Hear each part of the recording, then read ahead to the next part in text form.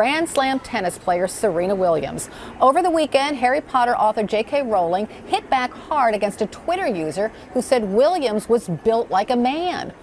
Rowling responded and tweeted this, quote, "Yeah, my husband looks like this in a dress. You're an idiot."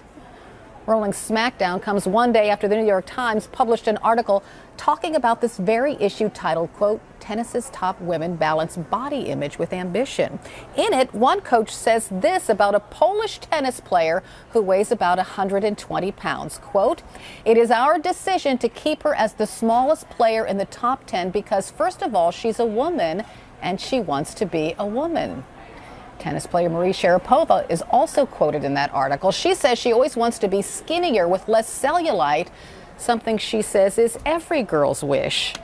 So let's talk about this. Track and field Olympian Amanda Bingson joins me now. She recently graced the cover nude for ESPN's Body Issue. Thank you so much for being with me. I so appreciate it.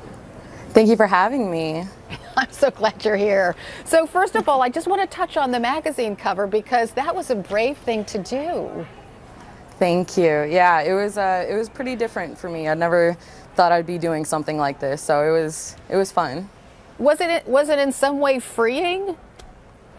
A little bit, yeah. I mean, I've always been pretty comfortable with my body, and growing up in Las Vegas, I've always embraced the nakedness of the body and appreciated it. And so for this to actually be able to come out and be able to do my sport and feel it was phenomenal, and I had a blast doing it.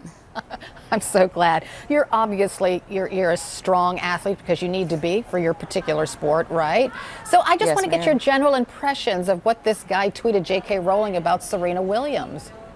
I think it's just shameful, like it really is, on how we can't ever be happy for somebody. I mean, the Serena Slam is just amazing, and the amount of power that she generates for her sport and able to win as much as she does is all thanks to her body and her physique. And I think that him just trying to break her down it's just shameful, and it's a sad thing.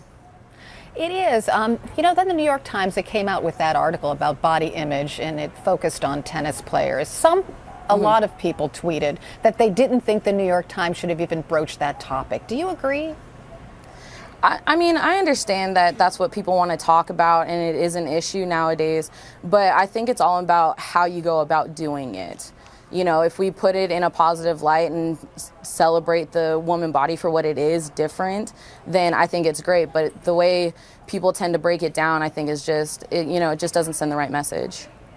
Well, in my estimation, if you want to win, especially in the sport of tennis nowadays, you have to be strong. You have to have muscles. And absolutely. I'm just curious as to why some women tennis players or their coaches wouldn't want to be strong physically.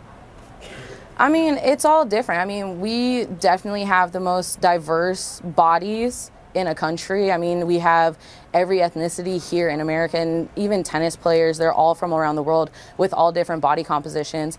And you know what, if somebody thinks that they're disgusting because they don't weigh 120 pounds, then, that's to each his own, really. But I feel like as long as you're happy with yourself and as long as you're successful in what you're doing, then that really shouldn't matter.